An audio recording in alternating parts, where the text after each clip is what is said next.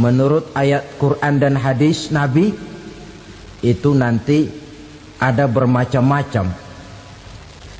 Ada orang beriman itu yang dimasukkan surga. Ada orang beriman itu yang dimasukkan ke dalam surga.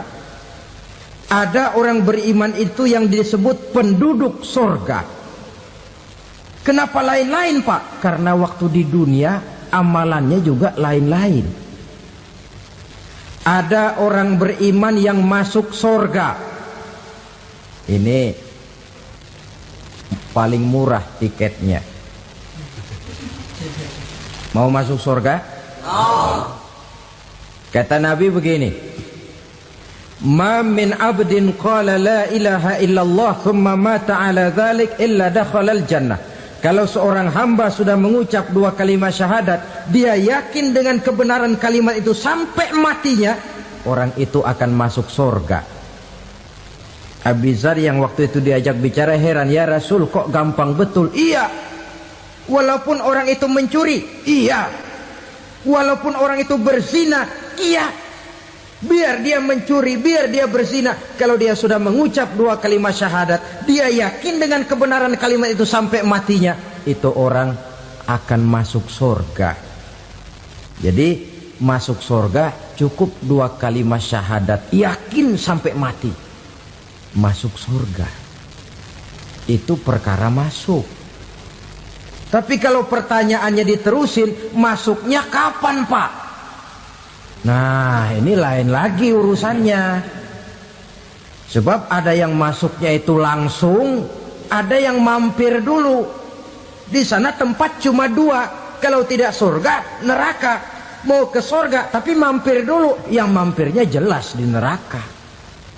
Kenapa? Dalam hadis qudsi ada riwayat, nanti itu di akhirat, setelah Allah selesai mengatur penduduk surga masuk surga, yang neraka masuk neraka, Allah berkata kepada malaikat Malik, malaikat Malik, labaik ya Allah, itu bajingan-bajingan tengik, manusia-manusia durjana yang waktu di dunia tidak mau sujud, jauh dari ulama, gemar melakukan yang munkarat dan maksiat, hidup di tengah masyarakat selalu jadi bibit keonaran, kufur, sudah masuk neraka semua. Sudah ya Allah.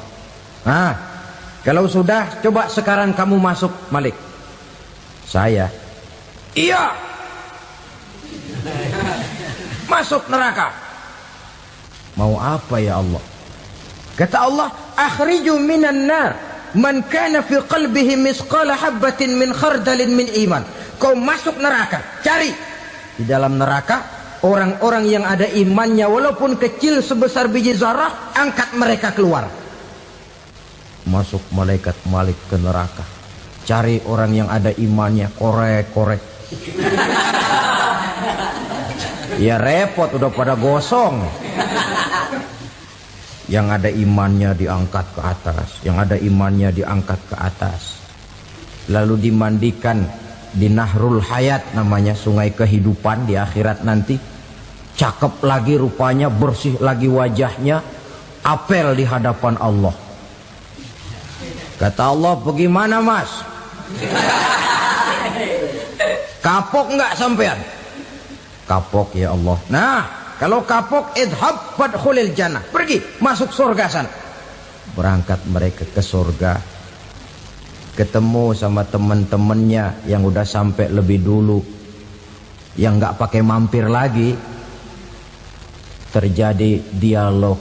Kata teman-temannya yang udah pada nyampe duluan, mas, iya, emang baru sampai? Saya baru sampai. Memang mampir di mana dulu mas? Kita sudah lama sampai di surga. Saudara buka surah Al-Muddatsir ayat 34-35. Ma salakakum fis saqar? Kenapa kamu mampir di neraka Saqar? Qalu lam nakum minal musallin. Mereka menjawab, kami mampir di neraka Saqar mas, gara-gara dulunya kami waktu di dunia tidak pernah sholat. Tidak pernah sholat? Tidak pernah. Kan rumahnya dekat masjid. Cuma dekat doang mas. Sholat mah enggak saya. Enggak pernah ngasih makan fakir miskin, enggak pernah hadir di majelis taklim, pendeknya enggak pernah melakukan kebajikan, maka saya pun mampir di neraka sakor. Untung betul saya punya iman mas sedikit. Waktu hidup di dunia dulu saya pernah mengucap 2 kalimat syahadat, sekali-kalinya waktu mau kawin. Masya Allah. Untung saja kawin, kalau nggak kawin polos.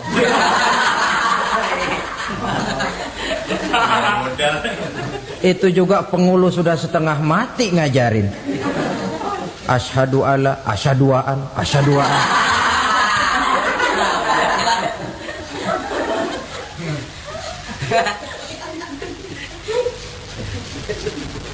Ini namanya masuk surga, ada mampir dulu. Ada pula orang mukmin itu yang dimasukkan surga. Namanya dimasukkan kan terima beres. Saya masuk ke rumah, jalan sendiri, cari tempat sendiri. Saya dimasukkan ke dalam rumah, terima beres. Pokok ada di dalam, itu dimasukkan namanya. Nggak pakai mampir.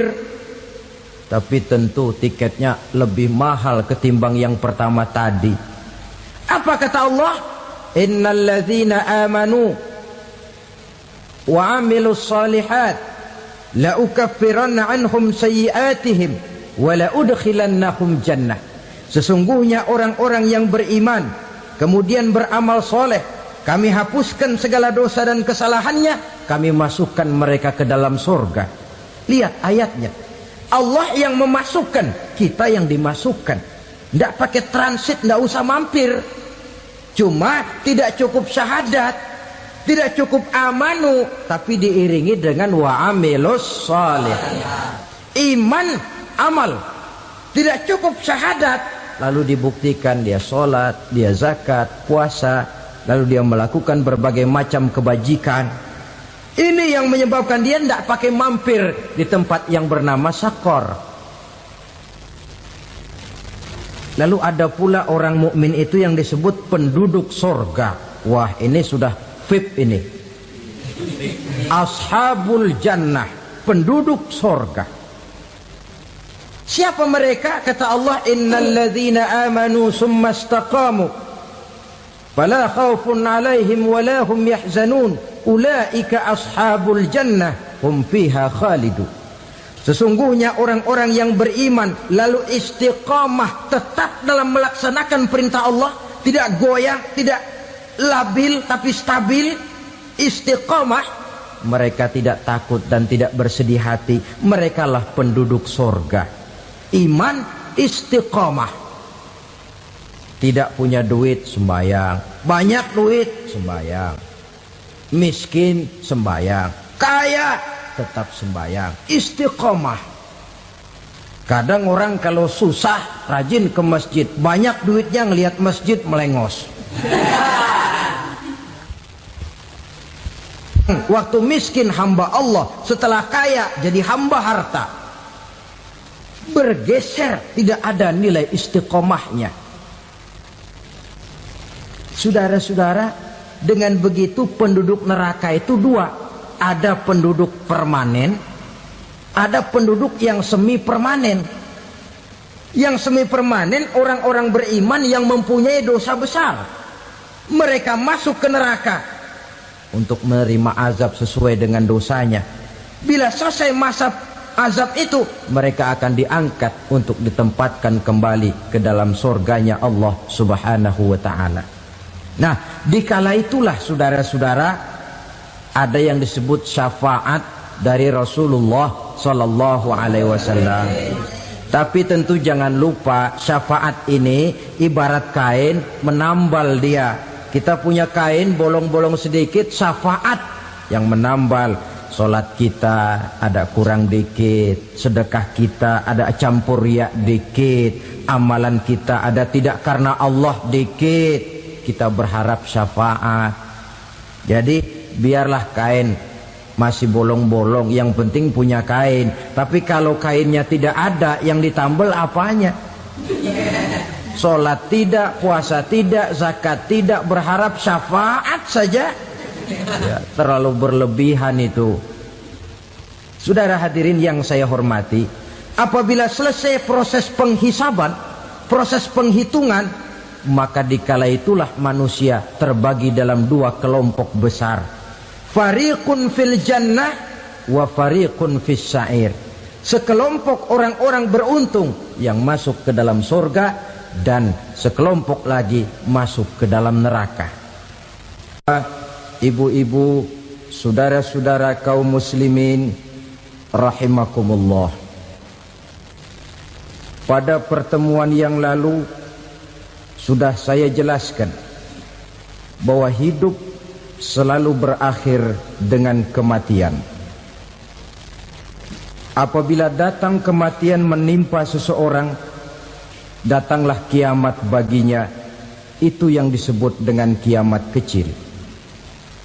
Hakikatnya mati adalah perpindahan dari kehidupan di dunia ini menuju kehidupan di alam barzakh. Menunggu kita di alam barzakh sampai datangnya saat kiamat. Entah 10 tahun, entah 100 tahun, entah 1000 tahun, hanya Allah saja yang maha tahu. Adapun orang-orang beriman yang melakukan amal kebajikan dalam kehidupan di dunia ini, masa penantian yang lama di alam barzakh buat mereka sebentar saja. Tetapi bagi orang-orang kafir yang ingkar, yang tidak beriman kepada Allah, yang hidup di dunia cuma menumpuk-numpuk dosa, tentu penantian di alam barzakh akan merupakan waktu yang sangat lama. Bukankah dalam kehidupan kita waktu itu memang relatif? Contoh misalnya, bagi pemuda-pemudi yang sedang duduk asyik memadu cinta, waktu 4-5 jam saja rasanya cuma 4-5 menit. Tenggelam oleh keasikan.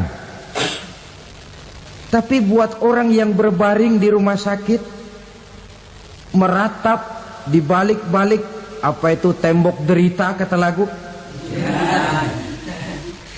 di balik dinding-dinding penjara, sehari bagai seminggu, seminggu rasa sebulan, sebulan boleh jadi rasa setahun. Penantian yang sangat lama. Kapan kiamat itu akan datang? Ini rahasia Allah. Jangankan kita yang orang awam, baginda Nabi sendiri tidak diberitahu oleh Allah kapan kiamat itu akan terjadi. Tetapi sungguh pun demikian, banyak hadis-hadis yang menjelaskan ciri atau tanda-tanda datangnya kiamat.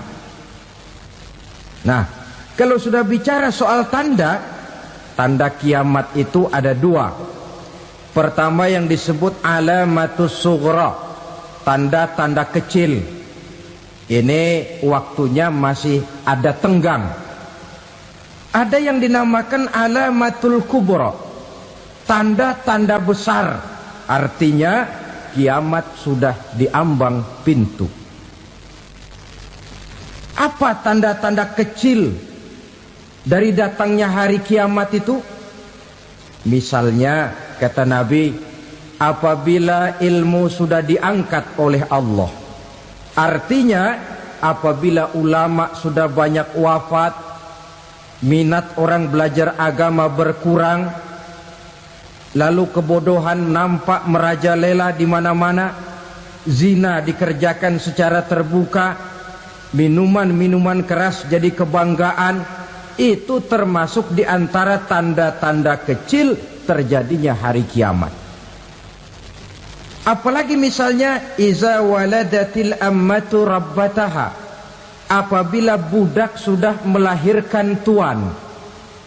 Apa maksudnya? Ada yang mentafsirkan apabila anak sudah bisa membudaki orang tuanya. Orang tua yang melahirkan dia, yang membesarkan dia, demi setelah si anak besar jadi orang berpangkat, bertitel, berharta, berkedudukan, jadilah orang tua itu budaknya. Sehingga sering dibilang kalau orang tua kaya, anak jadi raja. Tapi kalau anak yang kaya, orang tua sering jadi budak. Apalagi munculnya fitnah yang bergelombang, timbul perang antara dua bangsa yang besar, waktu berjalan terasa sangat pendek sekali. Itu merupakan tanda di antara tanda-tanda kiamat. Termasuk di dalamnya sulit membedakan mana laki, mana perempuan. Kan kalau tanda-tanda kayak begini sekarang sudah banyak kita lihat kan. Ulama banyak wafat, penggantinya sulit. Zina dikerjakan berterang-terangan, minuman keras jadi kebanggaan. Banyak anak membudaki orang tuanya, sulit membedakan mana laki mana perempuan. Kadang-kadang dari belakang kita lihat perempuan bener, begitu kita colek nengok jenggotan.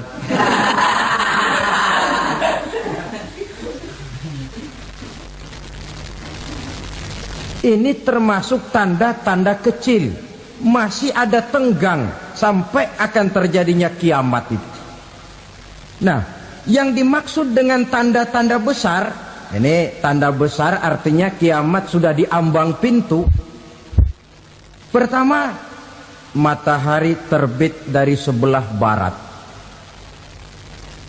Apabila matahari sudah terbit dari arah sebelah barat, tertutuplah sudah pintu taubat. Bersabda Nabi kita, la taqumus sa'atu hatta tatlu'a syamsu min maghribiha. Tidak akan datang hari kiamat sampai matahari terbit dari arah sebelah barat. Fa iza tala'at, manakala matahari telah terbit dari arah sebelah barat, wara'ahan nasu, manusia banyak menyaksikan itu, amanu ajma'un, mereka pun lalu beriman. Yang tadinya kafir, yang tadinya ingkar, yang tadinya membangkang, setelah melihat matahari terbit dari sebelah barat, buru-buru beriman, berlomba-lomba mengucap dua kalimat syahadat. Tapi apa yang terjadi? Kata Nabi, wadzalika hina la yanfa'u nafsan imanuha lam takun amanat min qabl. Hari itu adalah hari yang iman sudah tidak berguna lagi bagi seseorang apabila sebelumnya memang dia tidak pernah beriman. Au kasabat fi imaniha khaira, atau beriman tetapi tidak pernah melakukan kebajikan di dalam keimanannya itu. Hari yang sudah kasib, hari yang sudah terlambat, beriman tidak akan ada gunanya lagi. Ini pelajaran buat kita. Sebelum sang surya terbit dari sebelah barat, sebelum nafas sampai di tenggorokan, artinya pintu taubat masih terbuka. Kalau dua hal itu sudah terwujud, nafas sudah sampai di kerongkongan, atau matahari sudah terbit dari arah sebelah barat, tertutuplah sudah pintu taubat. Tak ada lagi gunanya pangkat, jabatan, harta, bahkan beriman pun dalam suasana macam itu. Too late, kata orang Kulon. Sudah terlambat. Matahari terbit dari arah sebelah barat. Itu tanda besar, artinya kiamat sudah diambang pintu. Lalu apalagi tanda besar? Munculnya Dajjal. Dajjal artinya pendusta-pendusta yang menyesatkan manusia. Ada dua macam Dajjal, saudara. Ada Dajjal kecil. Ini Dajjal kelas 3. Kalau ini sejak zaman Rasulullah sudah ada itu. Tiap zaman ada. Di zaman Rasulullah misalnya ada yang bernama Aswad al-Unsi dari Yaman. Ada yang namanya Musailamah Al-Kazzab dari Yamamah. Ada yang namanya Ibnu Sayyad dari Madinah. Ini dajjal-dajjal di zaman Rasul. Musailamatul Kazzab memproklamirkan diri jadi nabi dia. Di zaman Rasul masih hidup. Ini dajjal zaman Nabi. Di zaman sahabat muncul dajjal-dajjal. Di zaman kita sekarang ini dajjal-dajjal pun gentayangan. Dajjal-dajjal kelas teri. Kerjanya mendustakan manusia, menyesatkan manusia, memalingkan manusia dari jalan yang benar dan diridhoi oleh Allah Subhanahu wa taala. Adapun yang merupakan tanda besar dari datangnya kiamat, dajjal-dajjal kelas kakap. Pembohong-pembohong besar yang menyesatkan masyarakat manusia berpaling dari jalan Allah mengikuti jalan mereka. Apa sih ciri dajjal itu? Kata Nabi dalam hadis Bukhari Muslim, "Inna dajjala", sesungguhnya yang namanya dajjal itu yakhruju, satu saat akan muncul mendekati hari kiamat. Wa inna ma'ahu ma'an, si dajjal ini membawa air. Wa naran, dan juga membawa api. Dua simbol. Di tangan yang satu dia bawa air, di tangan yang satu dia bawa api. Wa ammal ladzi yarahu an-nasu ma'an fanarun, adapun yang orang banyak lihat air, hakikatnya adalah api. Yang dilihat api, hakikatnya adalah air. Oleh sebab itu, kalau api yang ditawarkan, ambillah air. Kalau air yang ditawarkan, pilihlah api. Maksudnya apa ini? Ini bahasa simbol, saudara-saudara. Dajjal bicaranya seolah-olah untuk kepentingan manusia, menawarkan surga. Surga yang dia tawarkan hakikatnya neraka. Hai manusia, kalau kau mau bahagia, jangan dekat-dekat dengan agama. Solat itu tidak efektif dan efisien, tidak produktif dari segi ekonomi itu. Menghadiri majelis taklim cuma buang-buang waktu. Tahajud, tasbih, tahlil, baca Quran, apa itu? Pekerjaan mubazir saja. Hidup ini cuma sekali, masa yang cuma sekali, manfaatkan dengan sebaik-baiknya. Mumpung, dibawanya sifat mumpung, tetapi dalam pengertian yang sangat negatif. Bicaranya seolah-olah untuk kepentingan manusia, tetapi sebenarnya menjerumuskan manusia. Menawarkan air, tapi sebenarnya api. Menawarkan api, tapi hakikatnya air. Buat apa kamu sholat? Buat apa kamu bayar zakat? Buat apa kamu puasa? Surga yang dicanangkan Dajjal, hakikatnya neraka. Neraka yang digambarkan Dajjal, pada dasarnya adalah surga. Jadi memutarbalikkan fakta itu kerjaan Dajjal. Yang hak jadi batil, yang batil dibilang hak, yang benar jadi salah, yang salah malah jadi benar. Tuntunan disuruh jadi tontonan, tontonan malah menjadi tuntunan. Itu pekerjaan Dajjal profesinya. Zamannya Nabi Adam, Dajjalnya kan iblis. Betul? Betul. Apa sih gang kerayuan iblis itu? Allah setelah menciptakan Nabi Adam kan bilang, Adam, kau dan istrimu Hawa tinggal di surga ini. Seluruh fasilitas yang ada di surga persilahkan kau nikmati. Satu yang tidak boleh, jangan coba-coba dekati pohon khuldi. Dekat saja jangan, apalagi sampai memetiknya. Datang Dajjal yang namanya iblis ini. Adam, kamu tahu nggak kenapa tidak boleh makan buah khuldi? Ya nggak tahu, pokoknya saya dilarang. Bodoh kamu Dam. Khuldun artinya kekal. Kalau kamu makan itu buah, kau akan kekal di surga buat selamanya. Allah tidak kepengen, maka dilarang kamu makan buah khuldi. Kalau kau ingin kekal di surga Adam, makan saja. Saya bicara begini ini untuk kepentingan kamu Adam. Ini kan ciri-ciri Dajjal.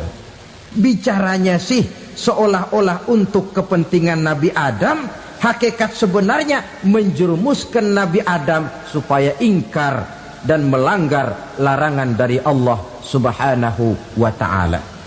Jadi setelah muncul Dajjal, timbul kekacauan-kekacauan di masyarakat. Banyak yang terpengaruh, terpedaya dan terpesona. Termasuk mereka yang memproklamirkan diri jadi nabi. Mereka yang memproklamirkan diri jadi rasul di zaman sesudah Rasulullah wafat, itu adalah Dajjal-Dajjal.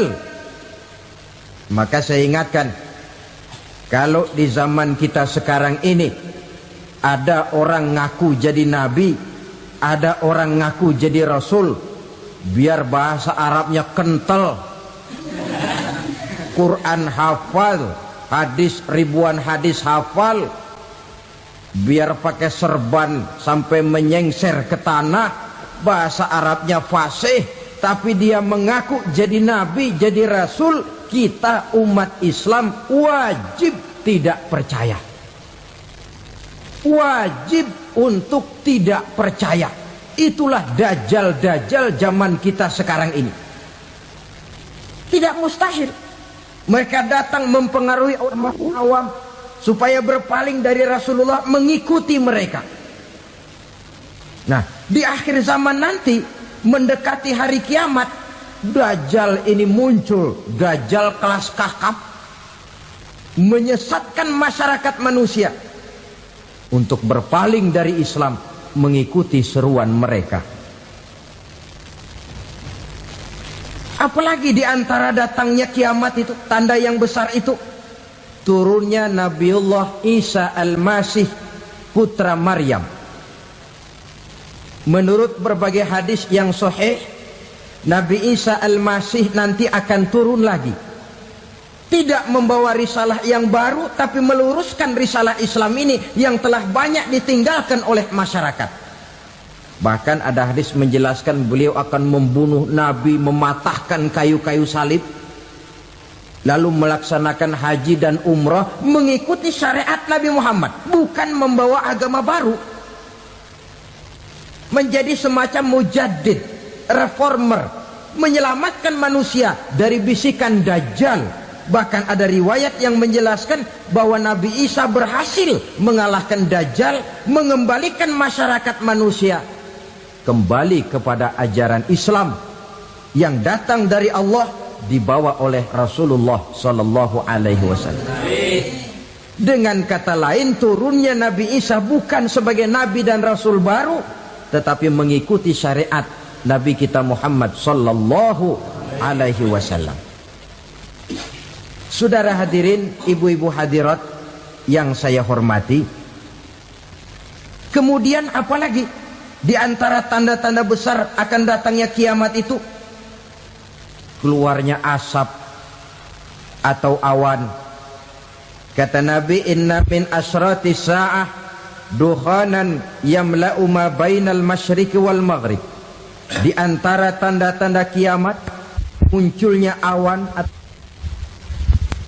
antara langit dan bumi. Ini pun diperkuat dalam surah Ad-Dukhan ayat 10.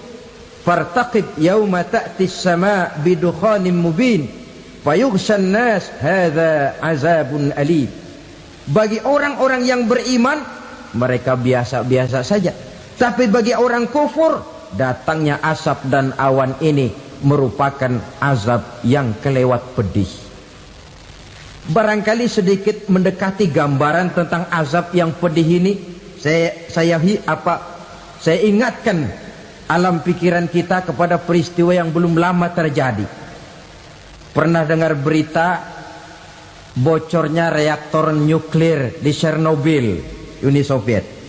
Pernah dengar? Nah, bocornya reaktor nuklir di Chernobyl yang mengakibatkan ratusan bahkan sangat mungkin ribuan nyawa. Cuma satu reaktor. Bagaimana kalau seluruh cadangan nuklir yang dimiliki oleh para negara adik kuasa ini diledakkan? Bahkan yang konon menurut catatan cadangan nuklir yang dimiliki bersama oleh Amerika dan Rusia sekarang ini sudah sanggup memusnahkan 6 miliar manusia, 1,5 kali lebih banyak dari jumlah manusia yang nongkrong di permukaan bumi ini. Saudara-saudara hadirin yang saya hormati, lalu saat mendekati hari kiamat, apalagi tandanya setelah Nabi Isa wafat, pada saat turunnya yang kedua kali, lalu Allah meniupkan angin sejuk. Semua orang-orang beriman, orang-orang baik wafat, sehingga penghuni bumi ini cuma tinggal lagi terdiri dari orang-orang kafir. Tidak ada lagi di bumi ini yang bisa mengucapkan Allah. Sehingga dalam hadis qudsi itu ada keterangan, innallaha azza wa jalla yaqulu li Israfil. Allah pernah pesan kepada malaikat Israfil, kata Allah, Israfil, idza sami'ta qailan yaqul Allah Allah fa akhirin nafakh 40 sanatan ikraman liqailiha. Hai Israfil, apabila kau dengar di permukaan bumi masih banyak orang yang mengucapkan Allah Allah, maka tunda sangkakala kiamat itu 40 tahun. Untuk apa? Ikraman liqailiha, menghormati orang yang mengucapkan Allah Allah itu. Wah, jadi karena sekarang masih banyak yang mengucapkan Allah, besar hatilah kita, masih jauh kiamat itu. Tapi jangan lupa, kiamat pribadi, kiamat kecil itu yang gak kita sangka-sangka. Ajal datang mencabut nyawa, itu kiamat pribadi. Dan itu yang pasti kita hadapi. Dan itu yang membuat kita tidak boleh bersikap main-main di dalam kehidupan sekarang ini. Saudara hadirin yang saya hormati, tidak ada lagi orang-orang muslim. Seluruh penduduk dunia ini kafir. Lalu terciptalah struktur sosial yang berlandaskan prinsip hidup semau gue. Bakal terjadilah prinsip di mana yang kaya menyantap yang miskin, yang kuat menindas yang lemah. Hidup sudah bagaikan di rimba belantara. Berlaku hukum rimba. Siapa yang kuat dia yang menang, siapa yang lemah menjadi mangsa. Timbul kekacauan, maksiat merajalela, munkarat menjadi-jadi. Sehingga isi bumi ini penuh dengan segala macam perbuatan dosa. Tidak ada perlunya lagi alam diperpanjang temponya. Datang saat yang sudah dijanjikan oleh Allah Azza wa Jalla, maka terjadilah yang disebut kiamat kubra, kiamat besar, kiamat ancur-ancuran. Bagaimana kejadian ini dimulai?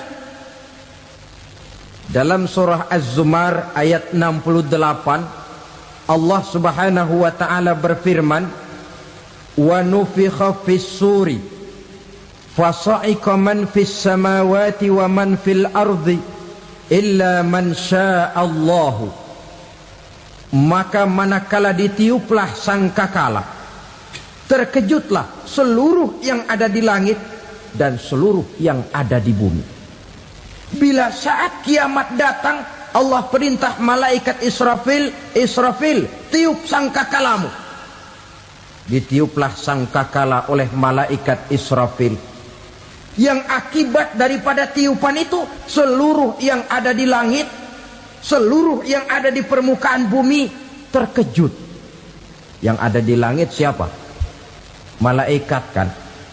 Bayangin aja kalau malaikat kaget, apalagi kita. Terkejut seluruh makhluk yang ada di bumi, yang ada di langit mendengar suara sangkakala itu. Bunyinya tidak sanggup kita bayangkan dahsyatnya. Ledakan nuklir, ledakan neutron, belum apa-apa ketimbang bunyi sangkakala malaikat Israfil ini. Nah, lalu mendengar bunyi sangkakala ini, gemparlah makhluk, kacaulah alam. Bumi gempa, planet-planet bertabrakan, gunung meletus, air laut tumpah ke darat, angin topan bertiup, halilintar menyambar. Lalu semua yang bernama hidup mati total. Mati bareng tanpa persiapan. La haula wala quwata illa billah. Saya kadang-kadang dalam tafakur bermohon, ya Allah, mudah-mudahan saya enggak nemuin kiamat beneran. Ngeri. Tidak bisa kita bayangkan macam apa suasana seperti itu. Allah saja banyak memberikan gambaran, misalnya Al-Qari'ah, wa mal qari'ah, wa ma adraka mal qari'ah. Kejadian yang menggemparkan. Tahukah kamu apa kejadian yang menggemparkan itu? Yauma yakunun nasu kal farasil mabsus wa takunul jibalu kal ihnil manfus. Pada saat itu manusia berterbangan bagai kupu-kupu, gunung berterbangan seperti kapas ditiup angin. Gunung saja macam kapas, konon lagi manusia. Kematian total, mulai semut sampai gajah mati, jin mati, iblis mati, malaikat mati. Malaikat saja mati. Saudara hadirin yang saya hormati, kematian total yang tanpa persiapan. Orang bilang, Pak, kalau mati bareng begitu yang repot malaikat maut dong ya. Cabut sana, cabut sini. Itu kalau menurut logika kita, mestinya begitu menurut logika. Tapi logika juga yang nggak perlu serepot itu. Sebab untuk mematikan listrik di wilayah DKI, di wilayah Jakarta, nggak perlu tiap rumah didatengin, matiin, ya lama. Cukup dari kantor pusatnya saja PLN, tekan satu tombol, gelaplah seluruh Jakarta. Saudara hadirin yang saya hormati, kematian total. Lalu setelah kematian total, planet-planet juga mati, dalam arti tidak bergerak dan beredar. Angin mati, dalam arti tidak bertiup. Air mati, dalam arti tidak ada riak gelombang. Pokoknya semua mati. Kullu nafsin za'iqatul maut, semua yang bernafas mati. Dalam ayat lain, kullu man 'alaiha fan, semua yang ada di permukaan bumi fana. Yang kekal cuma Allah Subhanahu wa ta'ala. Yang paling belakang mati malaikat maut dan malaikat Israfil. Tapi mati juga sesuai dengan janji Allah. 10 lamanya. Tidak dijelaskan oleh Abi Hurairah 40 jam, apa 40 hari, apa 40 tahun. Hadis-hadis cuma menyebutkan 40 saja. Sunyi alam, yang tinggal cuma Allah saja lagi. Ketika itu Allah berseru-seru, katanya, limanil mulkul yauma, siapa para penguasa hari ini? Mana itu raja-raja dan penguasa yang dulu mengaku jadi Tuhan? Fir'aun, mana Fir'aun sekarang? Yang dulu jadi raja, merasa berhasil, sombong, lalu tidak mau turun-turun dari kekuasaannya, sampai kepada puncak kekurang ajarannya mengangkat diri jadi Tuhan. Mana itu Fir'aun? Namrus, mana sekarang Namrus?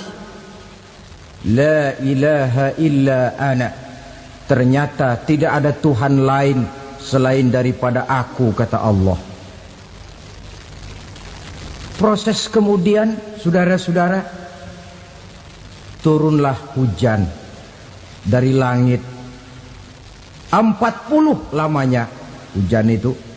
Tidak jelas juga 40 jam apa 40 hari. Setelah air turun membasahi, datanglah tiupan sangkakala yang kedua. Semua yang bernama mati bangkit dari kuburnya masing-masing. Ini yang disebut Yaumul Ba'thi, hari kebangkitan. Allahu Akbar. Pada saat kita bangkit dari kubur kita masing-masing, kumpul di padang mahsyar namanya.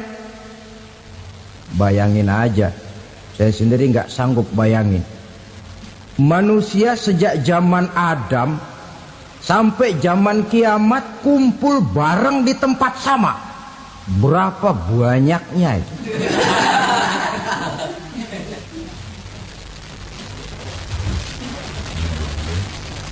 Dan yang luar biasa menurut satu riwayat, pada saat bangkit itu, Masya Allah, roman muka kita berubah, disesuaikan dengan amalan kita waktu di dunia ini. Barang siapa yang waktu di dunia amalannya itu amalan tikus, di akhirat nanti dia bangkit dari kubur, mukanya seperti muka tikus. Gagah betul badannya, tapi mukanya seperti tikus.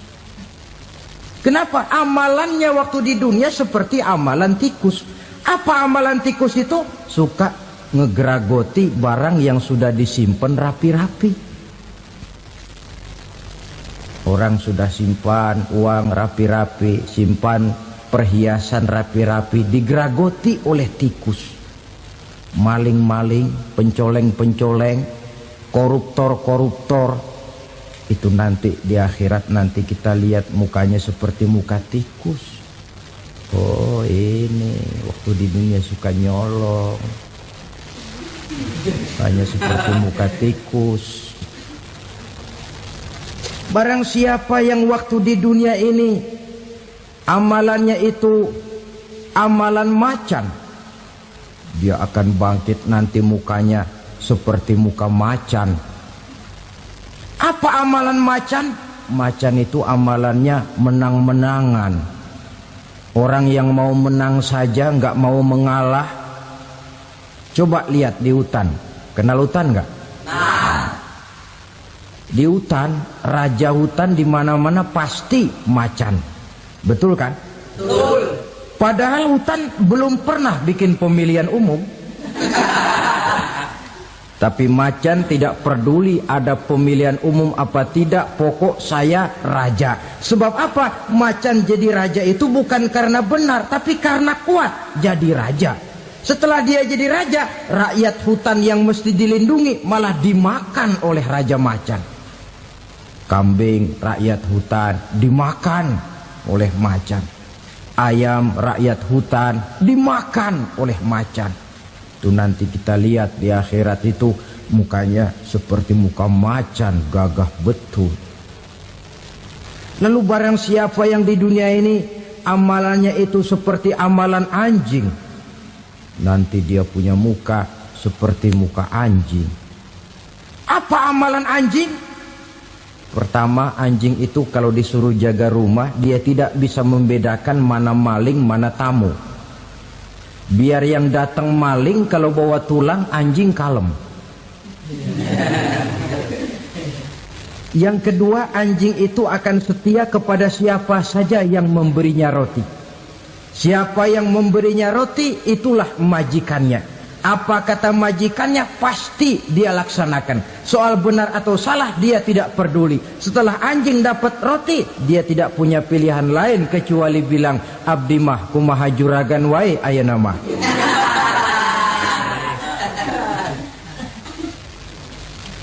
Saudara hadirin yang saya hormati, berkumpul di padang mahsyar, tiap orang sibuk dengan persoalannya masing-masing. Matahari waktu itu didekatkan oleh Allah, panas luar biasa. Ada yang saking panasnya itu mencucurkan peluh keringat sampai sebatas mata kakinya. Ada yang keringatnya sampai sedengkulnya, ada yang keringatnya sampai sepusatnya, ada yang keringatnya mengalir sampai sebahunya, ada yang kelelap oleh keringatnya sendiri, sementara orang di sampingnya enggak apa-apa. Bergantung lagi amalan dia waktu di dunia ini. Saudara-saudara, sebagian orang dalam kepanikan padang mahsyar berombong-rombong datang mereka menghadap Nabi Adam. Ya Adam, anta abal bashar. Hai Adam, Tuhan adalah bapak moyang manusia. Kami sebentar lagi akan disidang, dimintakan pertanggungan jawab. Tolonglah kami, hai Adam. Kata Nabi Adam, jangankan nolongin sampean, saya sendiri tanggung jawab di hadapan Allah ketika dulu tidak boleh makan khuldi, saya serobot.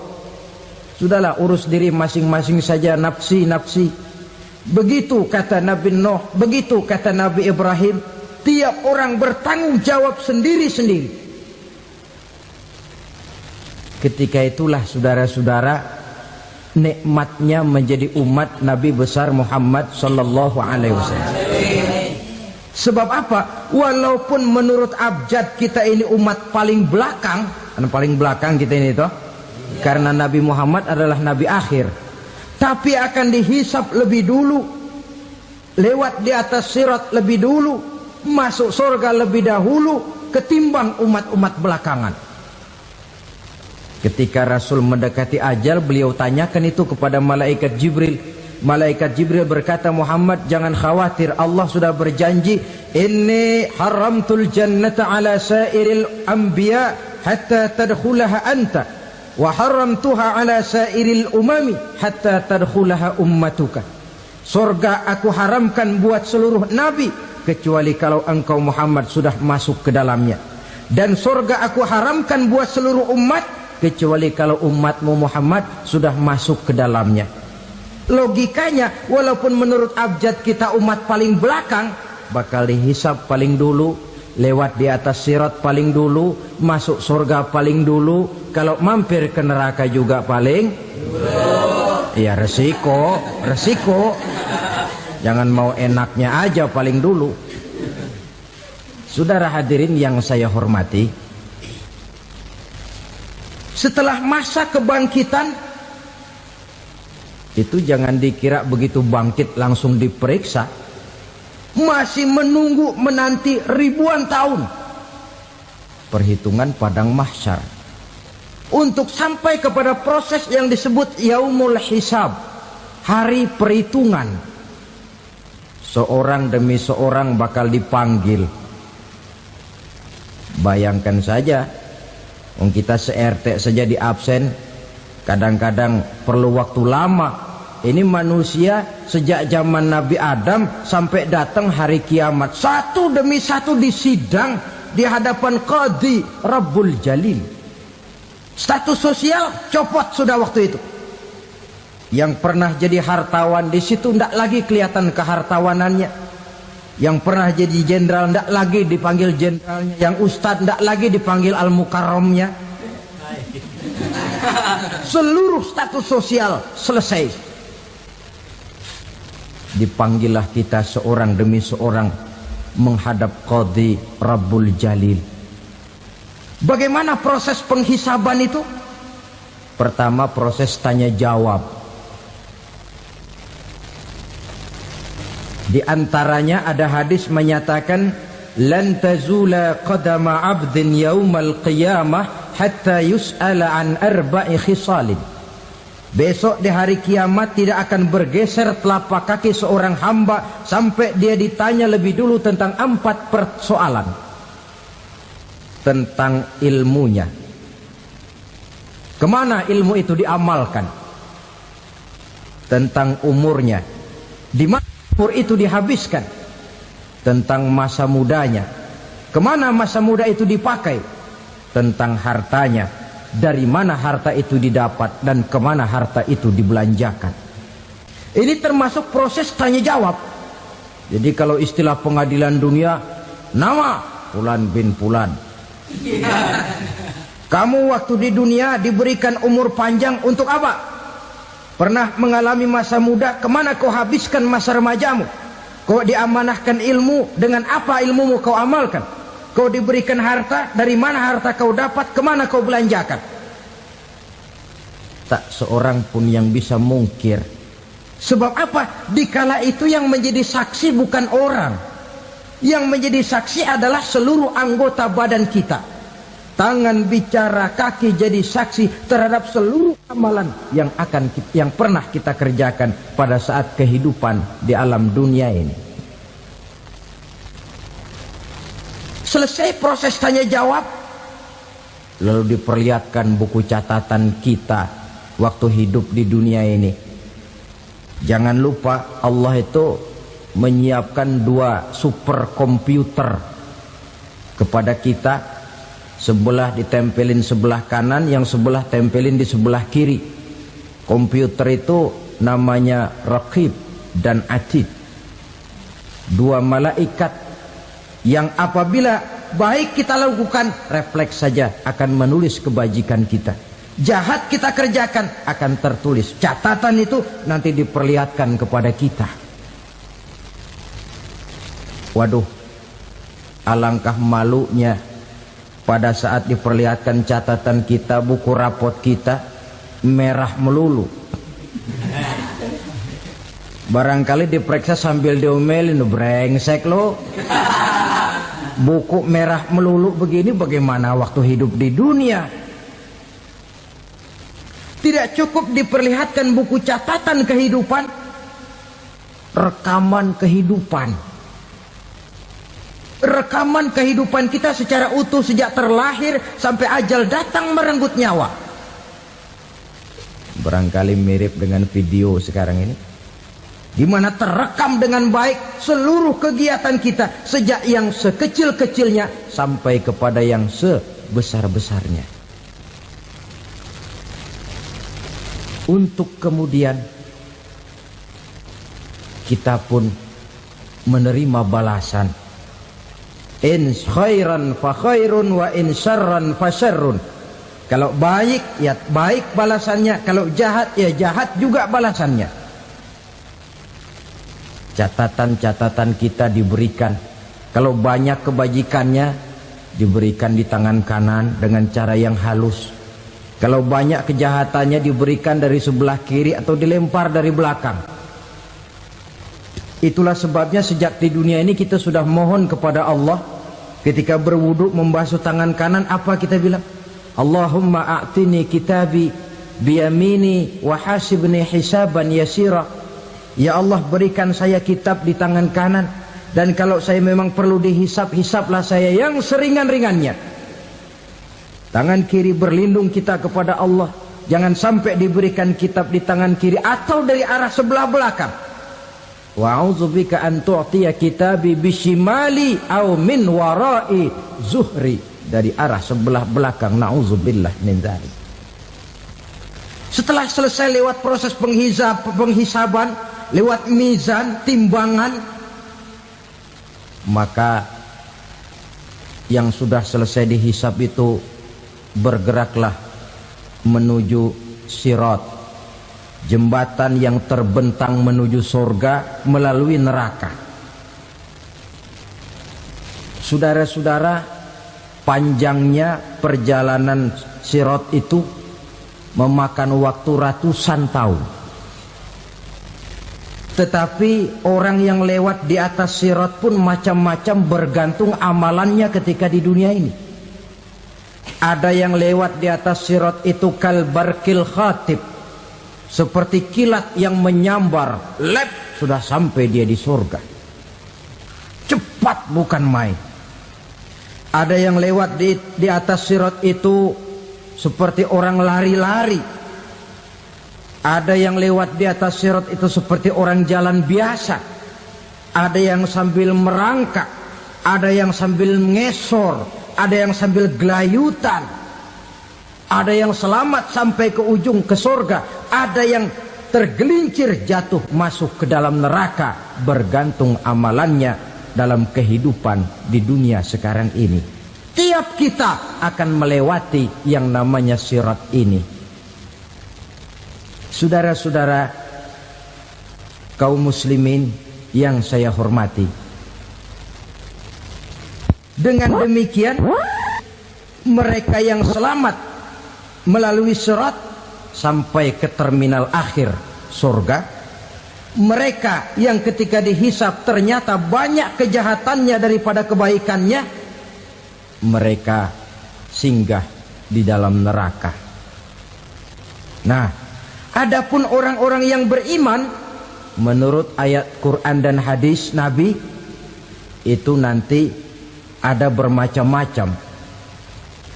Ada orang beriman itu yang dimasukkan surga. Ada orang beriman itu yang dimasukkan ke dalam surga. Ada orang beriman itu yang disebut penduduk surga. Kenapa lain-lain, Pak? Karena waktu di dunia amalannya juga lain-lain. Ada orang beriman yang masuk surga. Ini paling murah tiketnya. Mau masuk surga? Kata Nabi begini, ma min abdin qala la ilaha illallah thumma mata ala dhalik illa dakhala al-jannah. Kalau seorang hamba sudah mengucap dua kalimat syahadat, dia yakin dengan kebenaran kalimat itu sampai matinya, orang itu akan masuk surga. Abi Dzar yang waktu itu diajak bicara heran, ya Rasul kok gampang betul? Iya, walaupun orang itu mencuri, iya, walaupun orang itu berzina, iya. Biar dia mencuri, biar dia berzina, kalau dia sudah mengucap dua kalimat syahadat, dia yakin dengan kebenaran kalimat itu sampai matinya, itu orang akan masuk surga.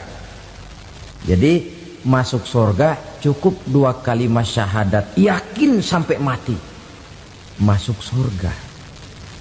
Itu perkara masuk. Tapi kalau pertanyaannya diterusin, masuknya kapan, Pak? Nah, ini lain lagi urusannya. Sebab ada yang masuknya itu langsung, ada yang mampir dulu.